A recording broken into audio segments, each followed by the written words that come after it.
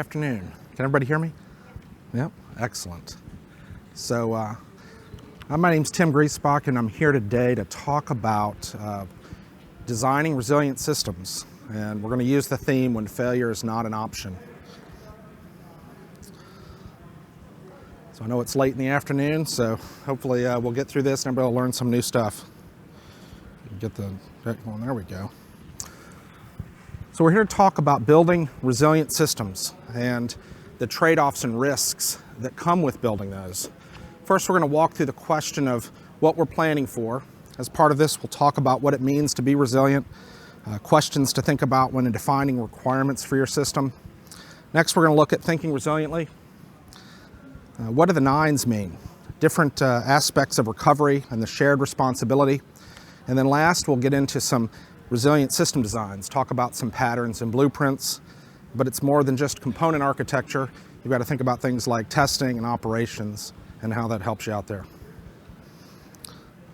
So we'll start with this. Some of you may be thinking, I thought this was a session about when failure is not an option. And I know those of you who are AWS veterans will recognize this quote. This is Werner Vogels, our CTO, and what he often says, he'll say that everything fails all the time. And I know when I was a customer of AWS, that was one of the first things that I learned. And they really enforced that to me to think about how we build systems. And so his point is not that we must plan, is that we must plan for failure, not that we should accept failure. So we know things are going to fail. So the big question is, if failure is not an option for some of our systems, how do we address that? So first, let's think about resiliency. Let's maybe look at the definition of it. So it doesn't mean that nothing fails. It's quite the opposite. More importantly, what resiliency tells us is it's the ability to recover quickly and continue operating when a failure occurs. Keywords here being, you know you're going to have a failure, and can you recover when it occurs, not if. So what's driving this push for resiliency? As an SA, and I'm in the SA group for the federal civilian team, one of the things we're seeing is that as customers are looking at moving systems to the cloud, and it's causing kind of a reopening of questions and what we must expect from our systems. Many systems that we had on premise, they had exceptions in place or permissions, but now as they bring them to the cloud, folks are being asked to rethink, what is acceptable from resiliency. We see several themes driving that. I think first is one that'll hit home with a lot of people, is just a growing dependence on IT systems. Outages have a huge impact. You think about government services. Many of the government services that are now delivered through IT systems, if they're offline, that's a problem. Airline travel, you can imagine what happens there. Financial systems. I came out of the financial regulatory industry, and so if the systems go down there, it really creates some headaches. And then telecommunication networks, those are others. The second I put up here was reputation and legal. That's really driven by the first one. What does your company stand for? What is the agency, if you're with a government agency, what does that stand for, and what is your reputation? And then the last is monetary. So now we see more and more, and not just technical folks, but more and more business users who their day-to-day job is dependent upon IT systems. So if their system is down, they're idle, and that's lost opportunity cost.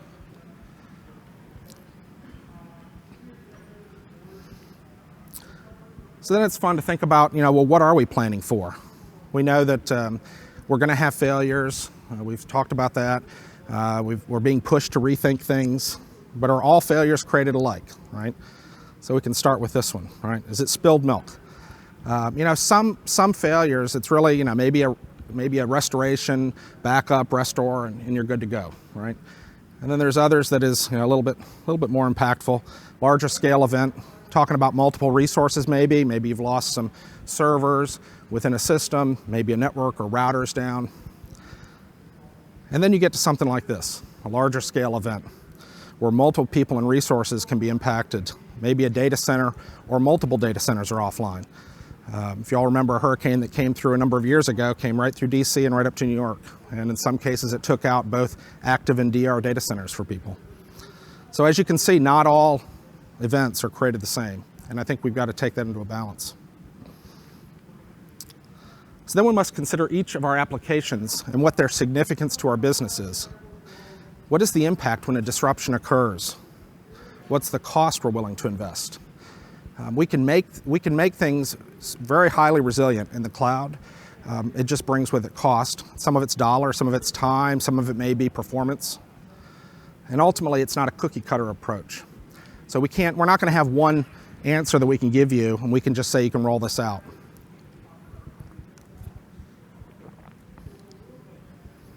So we're going to take this into account. So if we look at here, you see an example here of tier 1 to tier 4. Now I will say, we'll go out to talk to customers and they'll say, yeah, my email is tier 1. And then you start to try to understand, what is your business, what is the dependence your business has on that email? In some cases, it may really be actually tier 1. It shuts everything down when it goes down. In other cases, it creates some headaches, but business can continue. And so it's important to kind of balance those. And then you go all the way over to tier 4. And of course, you can see here, we've shown cost increasing, and cost goes up dramatically when you get into the tier 1 systems. All right, here's another one. So as the old saying goes, you only need to outrun your slowest friend, right? So what I like to say is that for systems nowadays are not just one thing. It's a complex kind of intertwining fabric of components put together. And in a way, you only have to the bear only has to get the weakest component in your system to bring it down in many cases. So we have to look at what are the possible things that can go wrong. So we'll walk through a few here. So one at the top is operator error. So for those who still have manual processes in your system, and I'm sure that's probably all of us, unfortunately, operator error is a very high probability of error occurring because it's dependent upon a human typing in something, and recovery from it's very challenging. You don't know exactly what was done. Those of you that worked in Unix boxes, maybe they logged in the wrong Unix box, maybe they used the wrong ID, they ran a command, now they got to figure out what did I do, how do I undo it? These things become huge problems. The next is deployment induced. So deployment is actually, I think we see that as one of the largest causes of failures in systems. When you go from dev to test to production, if you don't have, as you get a more advanced automated system, you're going to be better off. But a lot of times you're deploying something to production and somebody forgot to open a firewall rule, or they forgot to change something on one of the boxes that's running. Maybe some of the data's changed. And then as we move down the list here, we've got load induced. I think everyone's familiar with that. Data induced, I come out of a data environment, and I'll tell you, it's really, really hard to take into account all the variations in data. And there's some practices that are coming into place in testing today that help with that, but especially when you get into the big data systems where you've got billions of rows of data as an example, it's going to be, the variation is fairly dramatic. Credential expiration. If you've got, again, with these multiple component systems, you've got component A talking to component B, and all of a sudden the service account was expired. Quit working. Systems appear to be running, but there's kind of weird errors occurring, and maybe it's not all the time. And so you can see where these things create, some real headaches. And then we get to hardware and infrastructure. So we can't fix everything. It goes back to the Werner Vogel's quote, but we can be informed about it so that we can try to plan. And then it's always fun to think about the on-premise data center realities. We've all lived it, right? The traditional DR weekend tests. Everybody lived that? Yeah, it's a lot of fun. Well, it gets even more complex now when you've got hybrid systems. And you've got some systems in the cloud, some systems on-prem. And that's, as folks start taking advantage of the cloud, you're going to have a hybrid system for a while. So it's something important to think about. Internet external. Some of these are also just pointing out some of the challenges you deal with on-prem that are real anyway. So like people say, well, if I move to the cloud, I've got security issues. Well, if you've got a cloud and accessed application, oftentimes you're still going to have a lot of those even on-prem. So that's still important. The DR site's always active, so you're paying for it if you've got two physical data centers, having to deal with data replication, and then data security compliance. That's a fun one. Everybody gets to live that one. And some of these don't necessarily go away in the cloud. You just have to change how you do it. So we've talked about resiliency. We've asked the question about kind of severity of failures. We've looked at how to assess our system. So now I want to talk a little bit about what I've been saying, kind of think resiliently. We're going to change our thinking a little bit and talk about some of the principles. So for our 21st century application, some of you may have seen this. This is a great slide that talks about how our applications, we need to have test recovery procedures, and ideally they're all automated. We've designed to recover automatically. You'll notice the automatic words in here a lot. Scale horizontally to support increased load automatically. Recognize we can't guess capacity. So rather than trying to build for peak, you want to be able to scale up and down as needed. And at the end, all changes need to be automated. And that's actually a really important theme that'll come through here.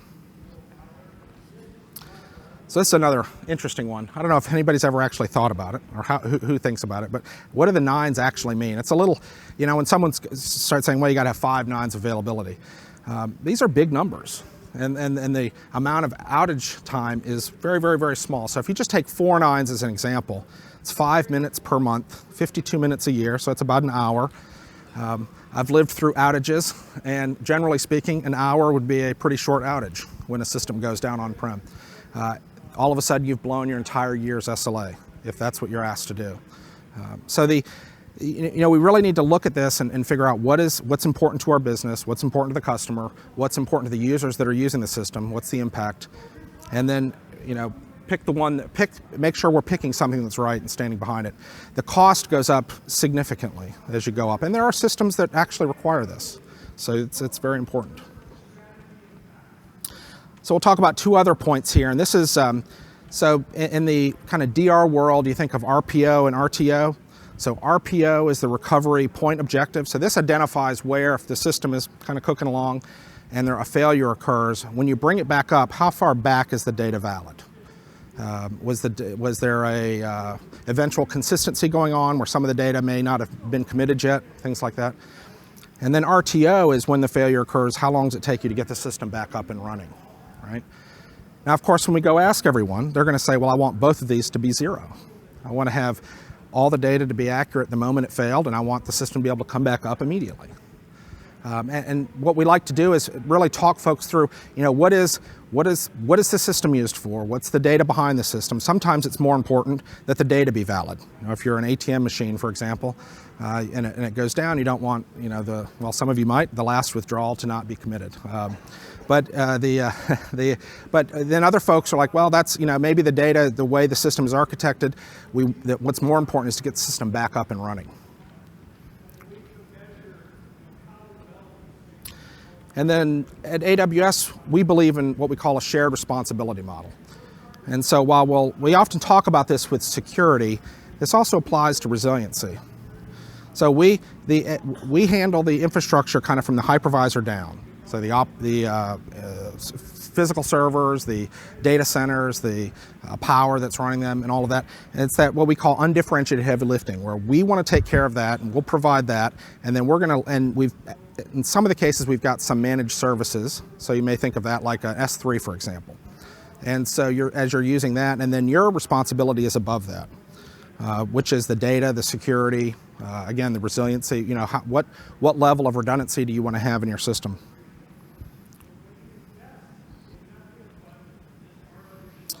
So we've talked about resiliency, talked about classes of problems, the spilled milk, qualifying your applications, and some of the principles. So now let's start talking about how we would design resilient systems. So I find this to be a kind of a helpful law, the Gall's law, and that tells us that the complex systems will evolve from simple systems that work. So rather than trying to make a super complex system work, well, let's break it down into the pieces, and let's get those pieces working, and then let's build them up. We can also learn from the experience of Amazon and AWS. We started with the retail, the Amazon.com, and before AWS came along, there had been a lot of experience built into the scale and resiliency, and a lot of those principles then were carried forward into the AWS infrastructure and the services. And one of the things we tell ourselves internally a lot is there's no substitute for experience. And so we can go and learn, but sometimes you've got to have worked through things a few times, been through some failures and conditions. And And AWS is really, there's no one that's been doing the cloud business longer than AWS. So we bring a lot to experience in some of the materials that we provide, the tools, the services, and even the AWS, the infrastructure itself. We'll show that in a minute. And then also on the operations side. So I think if you look at the way we've kind of architected the regions, the availability zones, the way the services are put together, what you'll see there is designs that are really built around having resilient systems. So let's talk a little bit about the AWS infrastructure. So we provide a reliable, scalable, low-cost platform.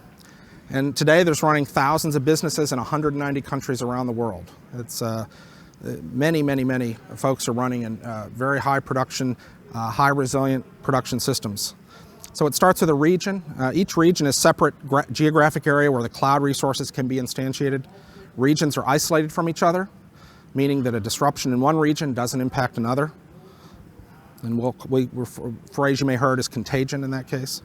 And this achieves the greatest possible fault tolerance and stability, the goal being that one region should not impact another. And regions are designed to be autonomous with dedicated copies of services deployed in each region. And then each region has multiple availability zones.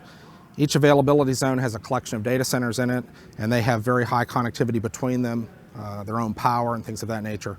So what you end up with is kind of a base infrastructure that's capable of supporting highly resilient systems. And then on top of that is the services that we build. So if you think of S3, EC2, things like that, these are built in a very cell-based architecture. And the goal is that we want to make sure that if there's a failure, the blast radius is very small. Because again, things are going to break. And you have to plan for that. We actually use our own services internally for the things that we build and deploy.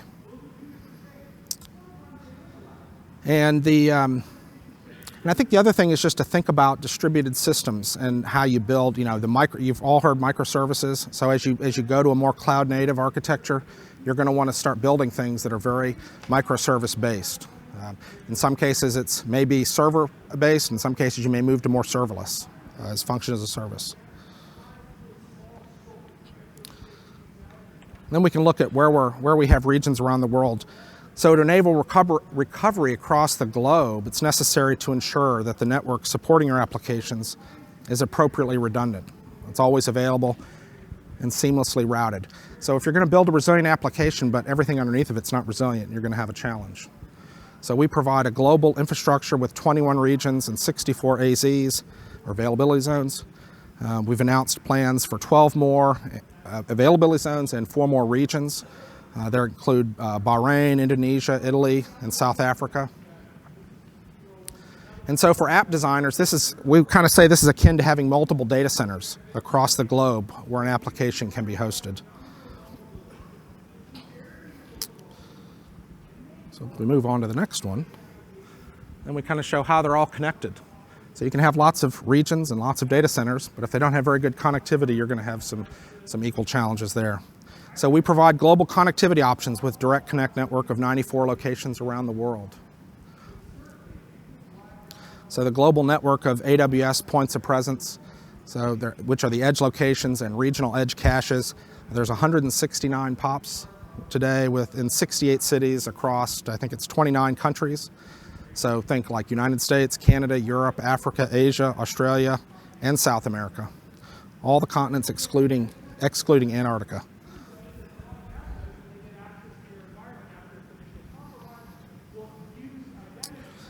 Oops. Sorry about that. So if you've got resilient infrastructure, resilient networking, now you've got to have resilient data, right? So if you can't trust your data, it really doesn't. Again, it won't matter if the other pieces are resilient. Can you all still hear me? I know I dropped my. So we provide a number of services and infrastructure for you to ensure you have resilient data. So we think of, there's file systems, block storage, which is like EBS. You've got object store like S3 or Dynamo, databases, RDS, in-memory caches. But the idea is that we are going to provide enough components and tools for you to build the system that meets your needs. So we're not going to give one thing and say you've got to put everything into that. So you're going to have the flexibility to design resiliency that meets your needs. And so this diagram here is just one example of how, if you're using, say, RDS, and how you need it to work across multiple regions, how that might work. And it relies on various replication and read replicas and things of that nature, but you can do it. And you may have trade-offs, you may have some latency, or you may have something maybe read-only in an alternate region that you then have to turn on later. We've also got, there's other features. You think of things like cross-region replication, cross-region replicas of snapshots, storage and file gateway, DMS, DynamoDB global tables. So there's quite a few different capabilities that are available to use in the toolbox to ensure you've got resilient data.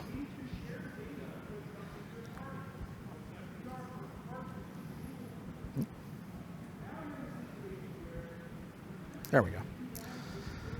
All right, so we've got infrastructure, networking, data, and now it's our applications. So we're kind of working our way up here. So you can have all these things in place, but if your application is not self-healing, as we like to call it, then, for example, an auto-scaling group is not going to help you a whole lot. You know, system goes down, we start up another one, but if you had lost state, for example, you're going to have challenges. So the key is to then start thinking about our application, making sure it's self-healing. So they ought to be able to monitor and recover. That's important. So in this example here, so if you think about this as a set of microservices, so we've decoupled them, so try to remove dependencies, we've removed state, so that now you've got an ELB, and if there's a failure, the auto-scaling group can start up another one, and the traffic continues operating. So eventually this also turns into, if you go to look at a serverless picture, it's even in some cases simpler than this, because you're relying on the AWS infrastructure for that undifferentiated heavy lifting to deal with the infrastructure, and you're just making sure that you've got your function there and the ALB in front of it through, say, API gateway that can run it. All right. What are we doing here on time? So now we've laid the foundation of infrastructure, networking, data, self-healing applications. Now we can actually think about some blueprints for system designs. We're going to cover this at a high level. Again, and I'm going to share with you some resources at the end that if you really want to start diving super deep, that'll be good for you to look at. And then also the SA. So I come from the SA community. We love to work with the customers. That's our goal. So to understand your needs and requirements and then help you map something out. So let's start with the first one. This is kind of following that Gall's law, right? We're going to start simple, and this would be the single region multi-AZ.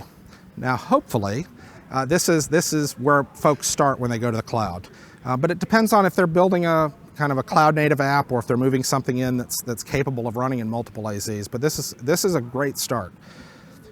We've got many services that are many of our services are kind of region-wide, so we guarantee the availability of the service and the content. So if you think of like S3, for example. And so with this, you can leverage, so some of my lists up there was S3, DynamoDB, EFS, SQS.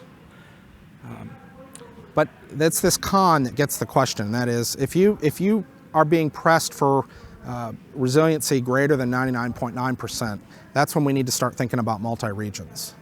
But I would still start here, because this is going to be the foundation for the next slides that we're going to get into. So we call this resiliency within a region.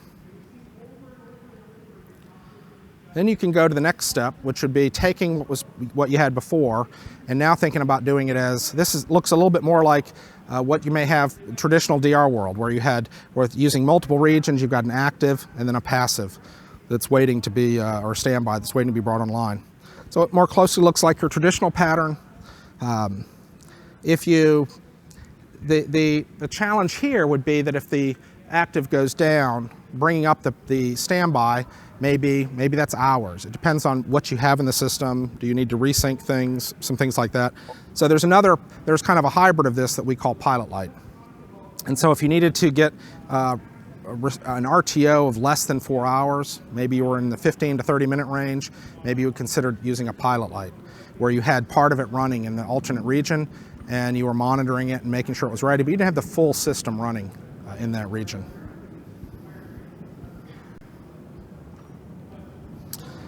And then this here, this is really the holy grail. I mean, this is the multi-region active-active. Oh, looks like we've got a visitor. Oh, y'all can't hear that probably. It's an airplane flying over. So this is where, for systems with the highest requirements for availability, we see customers starting to look at multi-region active-active patterns. And this involves a lot of thinking. You're going to have to use multiple stacks running in multiple regions. You're going to have data replication occurring in real time. You're going to have to think about what your RPO needs to be. You may even start thinking about things like eventual consistency, so that as data's transactions are applied, are they instantaneously applied across multiple regions, or are they propagated? And each of those things carry costs in performance, costs in dollars, complexity of the system. Latency is probably the big one, the challenge here. There's also some storage layer replication technologies. I mentioned up here some APM partners. So you think of, there's Cloud Endure, Disaster Recovery, Attunity Replicate, Wandisco Fusion, NetApp, Cloud Sync. There's a number of technology you can use, because if you need to be able to replicate at the disk layer, there are services out there that you can use for that. And then this last option, this is kind of an interesting one. We're going to call this multi-region dual write. So this would be a case where you've got a legacy system.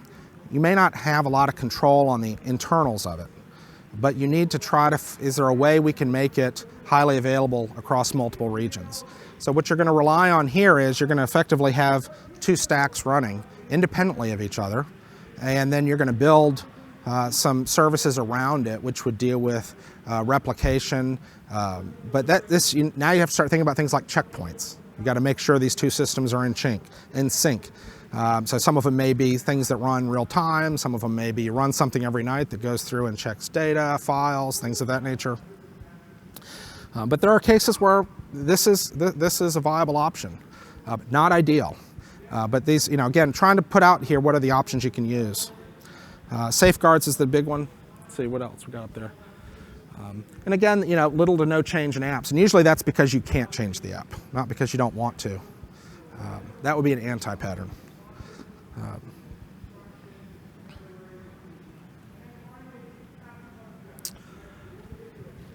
So we've covered a lot in those 4 patterns.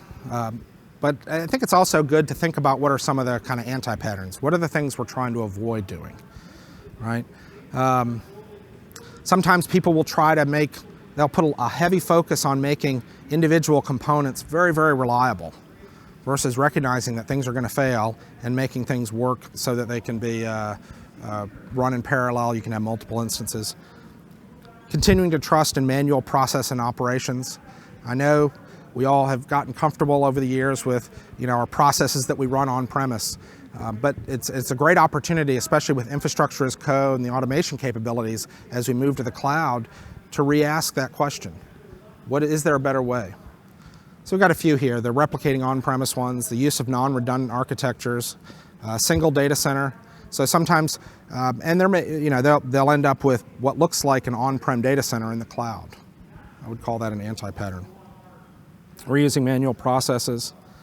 Now this is this last one, assuming data is safe in your data center. The irony in that is that the on-prem data center will oftentimes, there'll be a perception that the data is really safe in there. And so we had and went through that when I was at a customer, where you all of a sudden realized there was some challenges, and we went and had to encrypt everything, even on-prem, which was the right thing to do. But it was a lot of work, and it caused a lot of change. But a lot of times there's that perception that it's my data center, I own it, I control the processes to access it. And then but people go to the cloud, I think there's more of an awakening to realize that's not a good idea, and looking at trying to make it more secure. So really it's this: don't sacrifice long-term value for short-term results. Oftentimes, I've spent a lot of years writing software and working in IT, and it feels like that's oftentimes what it comes down to. We're all faced with budgets and project deadlines, and we're a lot of pressure to try to get those things done. And these decisions that we make, we're going to have to live with, possibly for years. So if you've got a chance now to rethink it and make sure that the folks that are part of that decision-making responsibility, that they are aware of what are the trade-offs, and really encourage folks to think about it now and assess that, even if it means maybe moving a date out or possibly de-investing in one area and putting more investment somewhere else to make sure it's right.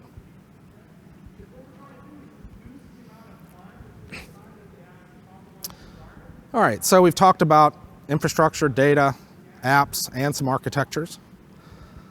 But this is another one that's kind of interesting, operations.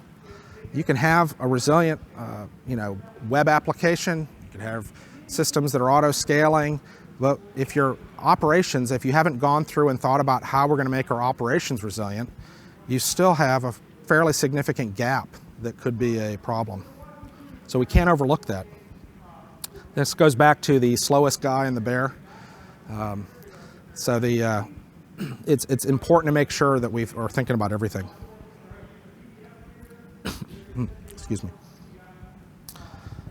So here on this one we're talking about the best design require operational excellence to ensure high availability, mitigate downtime, and to compensate for limitations in our design. So if we think about the operations focus of resiliency in the cloud, the goal there is on the successful implementation of change, execution of processes. Do we know what the operational health of our system is? Timely and effective responses to events. So we can know an event occurred, an alert can go off, but if nobody is there to respond to it, is it any good? So some of the key things we've kind of got outlined here is operations as code. That changes everything. Ideally, you should try to get to a point where you've got zero manual touch on things when it comes to, say, deployments and operations. Everything is automated. In one of the projects I was working on when we first came to the cloud, when I was back at a customer, we made a decision early on that no one could log into an EC2 box. Now, for those of you that are, the Java programmers and the system admins, we all fought it. I mean, they were all like, "Oh, we can't do that." But the reality is, excuse me, it causes you to change thinking, adopt new processes and tools, and eventually you'll get there to where it actually is valuable. And then all of a sudden you're at the point where you don't look back and everyone really values it. Documentation, frequent small reversible changes. So this is another one you all have probably heard this talked about, where if you deploy something and there's 5 changes in what you've deployed and something breaks, it's going to be a lot easier to figure out what broke than if you've deployed something that's got 1,000 changes in it. And so you want to make small frequent changes. Anticipate failure, learn from operational failures. So these are the kind of things on the operational side that are very important. So at AWS, one of the lessons we've learned is to automate everything. And again, that's really, that would be one thing that everyone ought to take home. So as Werner up here says, a key mechanism to achieve this is to automate the management as much as possible, removing error-prone manual operations.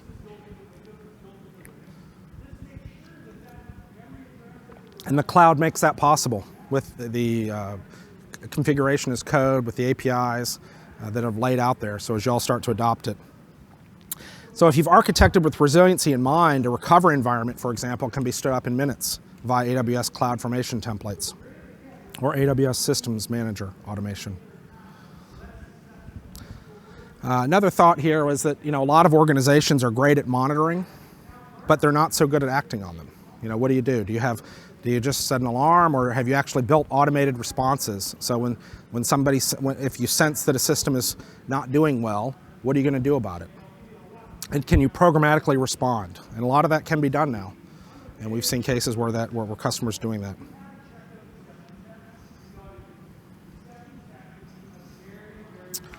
And then application deployment. So I think we mentioned earlier, so application deployment is one of the most common causes of failure. And it's not just the deployment, but it's the setup of all the environment that goes with it. because you're not, if you forgot to propagate a change from a lower environment up type thing. So in this case,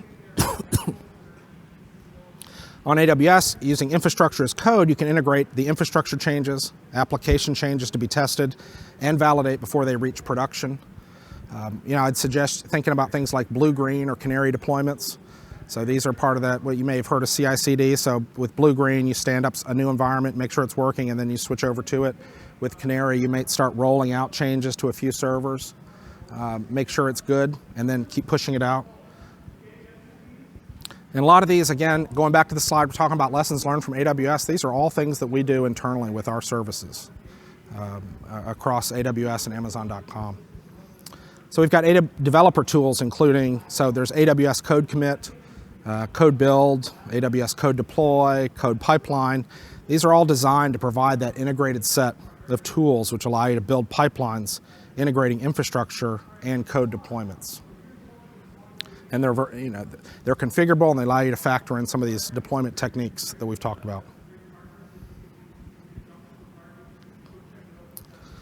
All right, so now we've thought about resiliency, we've talked about our application requirements, we've picked a platform, AWS, we've designed our application operations. What about testing? Testing's another big one. So I like to say testing enforces resiliency if you're doing the testing right.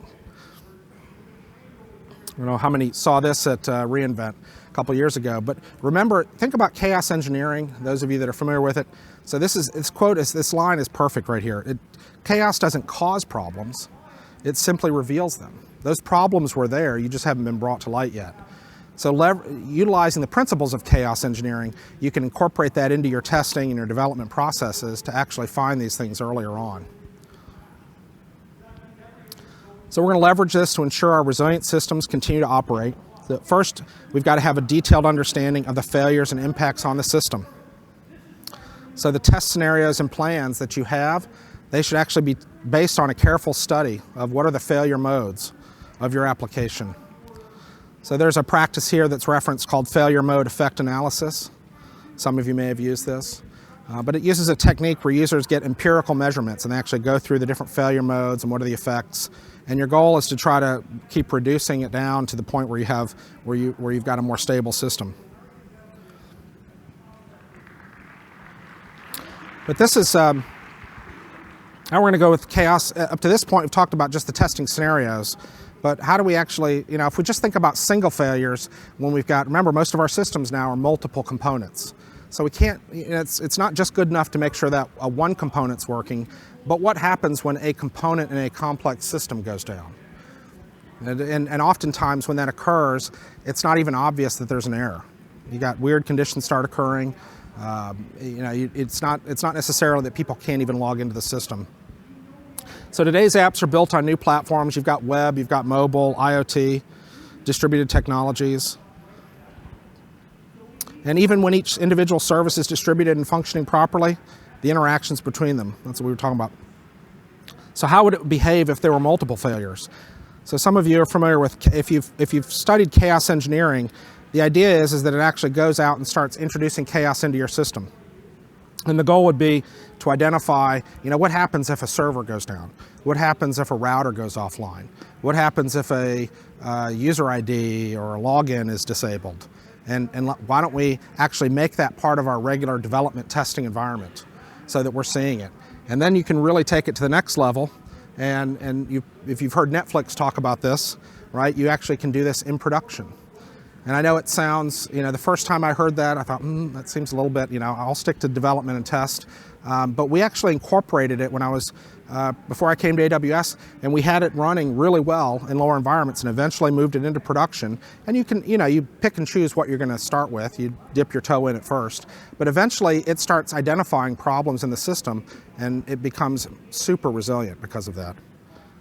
And this is, everybody's probably familiar with Chaos Monkey and the Simian Army.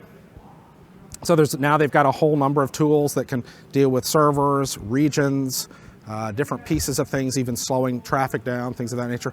So this is something that is worth capturing and you incorporating into your environment. All right. And ultimately, your goal is to make a continuous testing environment. Make it part of what you do. Make it part of your development, so that you aren't just building stuff and then throwing it over the wall of the test team and then coming back.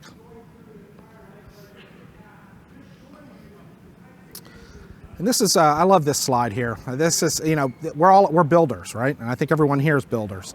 And so our goal is to recognize that this is not a cookie cutter approach. So we as SAs, we love working with the customers. We want to understand what are your needs, what are your gaps, what are your challenges, and help you try to figure out how you can kind of define the best resilient system that's going to work for your customers.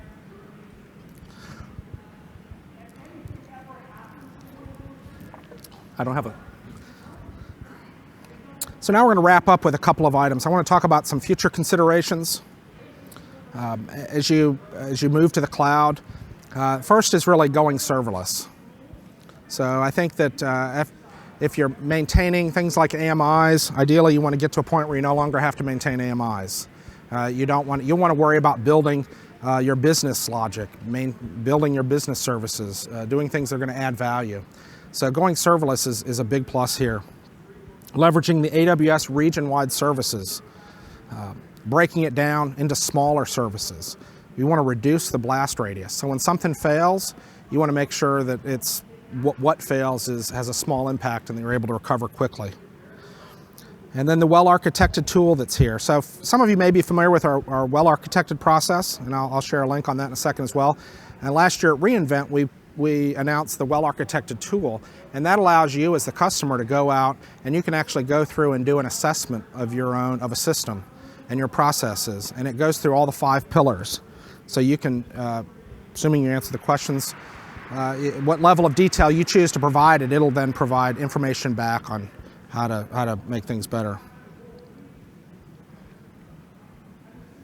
And kind of in closing, I just wanted to share some additional resources. Again, as I'd said earlier, we're going to kind of stick high level, kind of go end to end on this. But I would really recommend folks the well-architected framework. There's some great material that we've got published online about that. So folks should take some time and read through that. We published a white paper earlier this year, and this really came out of the financial services space, but it's much broader than that for around mission critical financial service applications in AWS. So that's available. And then these 2 reInvent presentations over the past couple of years. These take a real deep dive into multi-region deployments and architectures, and looking at things like latency and some very low-level stuff. So it's really interesting that they go deep into that, and you can kind of see that. And then the last is just making sure you're building the microservice architectures. I thought this is it's really important to understand this is a big part of being able to eventually get to highly resilient systems in the cloud, are breaking down these big applications into smaller pieces that are running in the cloud. All right, and I think that's it. I'm not sure what this is supposed to be. Everybody could fill out. All right, thank you.